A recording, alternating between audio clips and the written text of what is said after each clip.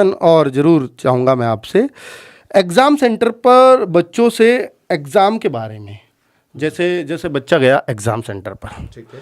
तो बच्चा तैयारी करके जाता है पूरी, लेकिन एग्ज़ाम सेंटर पर जा कर के वो पहले ही बच्चों से बात करने लगता है कि भाई तेरी कैसी तैयारी है, तूने कहाँ से पढ़ा।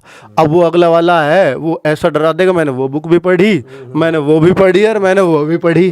अब इसका कॉन्फिडेंस, ये तैयारी कितनी करके गया, यार मैंने तो एक ही पढ़ी है, इसने 3 पढ़ ली, तो ये तो सेलेक्ट है, और एक आध से और उसने मान लो कर ली, तो फिर वो बिल्कुल ही लोअर कॉन्फिडेंस में आ जाता।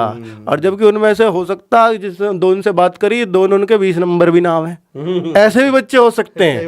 पर सर मतलब वो बच्चे को डराने में मतलब सही सक्षम है, क्योंकि पहले तो इज्जत बना ही देगा अपने, क्यों फिर मुलाकात हो ना हो, है ना, तो वो पहले अपनी इज्जत बना जाता, तो उसकी नज़रों में चौड़ा हो गया वो।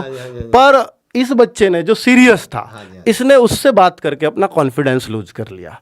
तो मैं इन बच्चों से ये कहता हूँ हमेशा कि भाई आप ना पेपर से एक तो 24 घंटे पहले पढ़ना छोड़ दो, और एग्ज़ाम सेंटर पे आधे घंटे पहले पहुँच के, और मतलब किसी से बात मत करो, क्योंकि पहले पहुंच जाने का ये मतलब नहीं कि आप वहां से सबसे बात करो, कैसी तैयारी, कितने नंबर मॉक में आते थे, किसका मॉक देता था, ये वो, तो वो यार ये चीज़ ना नुकसान करेगी आपको पेपर में जा करके।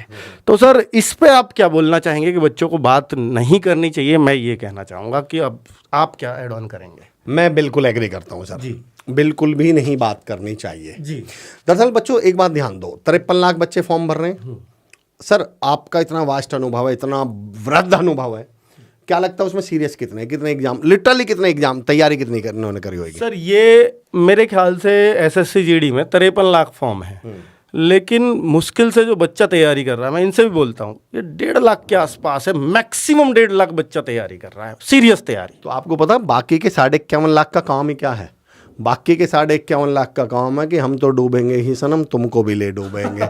उसने फॉर्म इसलिए भरा था कि ना तो मेरा सिलेक्शन तो होवे ना, पर जाके 5-7 ने तो डरा के आऊंगा ही आऊंगा। पर मैं अब इस पर आपको एक प्रैक्टिकल एग्जांपल देता हूं, जिससे आपको डर लग रहा है उसकी स्थिति बताता हूं क्या है। जिसकी किस्से कहानी सुन के आपको लग रहा हो ना इसकी बड़ी तैयारी है, और आपको कई बाल करने देख कैसा लगता होगा, बड़ा पढ़ा लिखा सा लग रहा, और ये तो बड़ा मतलब ऐसा लग रहा। आज मैं आपको अंदर की बात बताता हूँ, बड़ा सर प्रैक्टिकल एग्जांपल देता हूं। हमारे गांव में एक बार हवन चल रहा था, कई साल पहले की बात है। तो वहां से अक्की भाई निकल रहे हैं, तो गांव वाले ने कि यार ये पढ़ा लिखा था लड़का, हवन। मैं ये बताना चाह रहा हूं सर ये दुनिया चल कैसे रही है, जिससे आप डर रहे हो उसकी स्थिति बता रहा हूं, उसकी स्थिति क्या है। तो गांव वाले ने कि भाई लड़का पढ़ा लिखा सा, वो बोले यार भैया हमारे यहाँ हवन कर दोगे क्या? अब अगर अक्की ये कहे कि भाई ना मेरे बस, तो इसकी बेइज्जती हो जा, पर आता तो करे तो क्या, पर तो अक्की ने कि चल अब देखी जाएगी। तो आपने गौर करा होगा हवन पढ़ते समय मंत्र बहुत तेज पढ़े जहां, तो अक्की अब बेइज्जती मना कर दे तो बेइज्जती हो जाए। तो अंकी बैठकर उसने हवन पढ़ना शुरू करा, मंत्र पढ़ना शुरू करा, मुझ पर कुछ ना आता, मुझ पर कुछ ना आता, मुझ पर कुछ ना आता, मुझ पर कुछ ना आता। गाँव वाले ने लगी मंत्र पढ़ रहा दिखे। तभी वहां से विकास सर निकले। गांव वाले ने कि भाई एक से भले दो, दूसरे पंडित जी जिनसे और करवा लें, थोड़े और पढ़े लिखे से लग रहे हैं, चश्मा भी लगा रखा। तो गांव वाले ने कि भाई साहब हमारे यहाँ हवन करवा दोगे? अब विकास सर को देखते ही अक्की घबरा गया कि बेटा अब तेरी पोल खुलेगी, तू तो पिटेगा। पर करे क्या फंसा हुआ? तो खैर अक्की ने मंत्र पढ़ने शुरू करे, विकास सर भी बैठ गए, अक्की ने शुरू करे, मुझ पर कुछ ना आता, मुझ पर कुछ ना आता, मुझ पर कुछ ना आता। विकास सर बोले जैसा तू ऐसा में, जैसा तू ऐसे में, जैसा तू ऐसा में। अब उधर से जो है भैया राजीव सर भी निकले। अब गांव वाले ने कि बस 2 से भले 3। तो गांव वाले ने कि भाई साहब हमारे यहाँ हवन करवा दोगे क्या? अब भैया राजीव जी को देख के तो दोनों घबरा गए कि आज तो पिटो ही पिटो। अब अक्की ने शुरू करा, करे क्या मजबूरी, अक्की ने शुरू करा, मुझ पर कुछ ना आता, मुझ पर कुछ ना आता, मुझ पर कुछ ना आता। विकास सर बोले जैसा तू ऐसा में, जैसा तू ऐसा में, जैसा तू। राजीव सर बोले ऐसा कब तक चलेगी, ऐसा कब तक चलेगा, ऐसा कब तक चलेगा। अब वहां से निकले अमर चौधरी। गांव वाले ने कि भैया अब आया असली पंडित, असली विद्वानता, अब आया, चेक का कोट भी पहन रहा, मलूक सा भी है। तो गांव वाले ने कि भाई साहब हमारे यहाँ हवन करवा दोगे क्या? अब मुझे देख के तो तीनों ने कि अब बेटे अब असली पोल खुलेगी, पर क्या करें, मजबूरी है। तो खैर मंत्र शुरू करे, अक्की ने शुरू करा, मुझ पर कुछ नहीं आता, मुझ पर कुछ नहीं आता, मुझ पर कुछ नहीं आता। विकास सर बोले जैसा तू ऐसा में, जैसा तू ऐसा में, जैसे राजीव सर बोले ऐसा कब तक चलेगी, ऐसा कब तक चलेगी। अमर बोला जब तक चले चलाए जाओ, जब तक चले चलाए जाओ। तो मैं यूं कहना चाह रहा हूँ सर कि जिसे देख के तुम डर रहे हो, भी जब तक चले चलाए जा रहे हो आमला, वो भी मारे ही जैसा है, वो डायलॉग ही मार रहा है। इतनी तैयारी होती है उसकी तो वो तो सिलेक्शन बताएगा। तो बाल को किसी देख के मन में ही तो सोच ही मत जाइए कि इसकी बहुत ज्यादा तैयारी है। और इससे बचने का सबसे बेहतरीन तरीका आपने बता दिया, बात ही मत करो और पूछो ही मत। अब तो रियलिटी बात करेगा, आधे घंटे पहले क्या बात करनी। चलिए सर, बहुत तो मैं इस उम्मीद के साथ सर मैं गारंटी देता हूं और मुझे पूरी भरोसा है कि जो RW पे जो सिंसियर तैयारी कर रहा, हमने शुरुआत कहाँ से करी थी सर, जिस बालक ने तैयारी ही नहीं करी उसके जी को तो खुद को भी पता। सही बात है। पर जिसने तैयारी करी है, मैं आपकी पढ़ाने की शिद्दत को, पूरी टीम की शिद्दत को देखते हुए जिम्मेदारी से कह सकता हूं बच्चों, अगर आप RWA से तैयारी कर रहे हो, दुनिया की कोई ताकत आपका सिलेक्शन नहीं रोक सकती। बहुत बढ़िया सर। चलिए बच्चों, ये सेशन आपने सुना और मुझे भी लग रहा है कि अब मैं इसको और बढ़ाऊंगा बातें करके, तो ये और बड़ा ही होता चला जाएगा।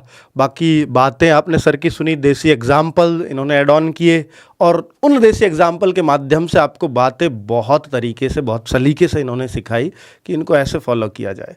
और ये हम मतलब आम लाइफ में भी ऐसा करते हैं, वो चीज़ इन्होंने बताया और उनसे कैसे बच सकते हो उस चीज़ पर भी बातें हुई। बच्चों, ये 3 सबक थे, ये 3 क्वेश्चन नहीं थे जी। सर, ये सबक थे जो एग्जाम निकलवाएंगे। इन तीनों चीज़ों को पे आपको काम करना है।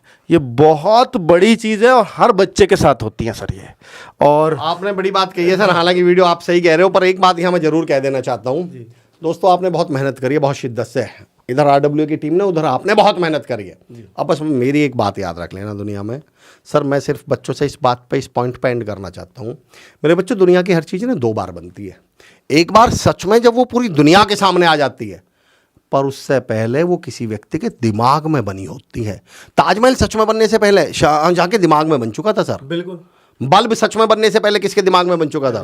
एडिसन के दिमाग में। छोड़ दो, आपका मकान सच में बनने से पहले आपके पिताजी के दिमाग में बन गया था, आपके दिमाग में बन गया था। ऐसा नहीं है बनने के बाद पता चल रहा 2 मंजिला बन गया, ये तुम्हारे दिमाग में पहले ही तय होगा था। इवन कौन सा पंखा लगेगा, कौन सी टाइल लगेगी, दुनिया में कुछ भी बनने से पहले सच में वो कहाँ बन चुका होता? दिमाग में। बाल को 10 तारीख को हो या जिस दिन भी आपको एग्जाम हो, सच में तो आप बाद में बनोगे, सिलेक्शन बाद में होएगा, पहले वो कहां होना जरूरी है? आपके दिमाग में। और अगर आपके दिमाग में सिलेक्शन नहीं हुआ तो मैं गारंटी दे सकता हूं सर, दुनिया में आपका कहीं सिलेक्शन नहीं हो सकता। तो अगले 4-5 दिन आपकी लड़ाई सिर्फ इतनी है, आपकी कोशिश सिर्फ इतनी होनी चाहिए कि अब आप लगातार यहां कामयाब होना शुरू कर दो अगले 5-7 दिन। और अगर आप यहां कामयाब हो गए तो आप यकीन जानो सारी दुनिया में कामयाब हो जाएंगे, दुनिया कोई सिलेक्शन नहीं रोक सकता। बहुत शानदार, बहुत शानदार। तो कुल मिलाकर के बच्चों, ये सेशन जरूर आपके लिए हेल्पफुल रहा होगा। कमेंट करके जरूर बताइए कि कैसा ये सेशन रहा, हमें भी थोड़ा सा मोटिवेशन मिलेगा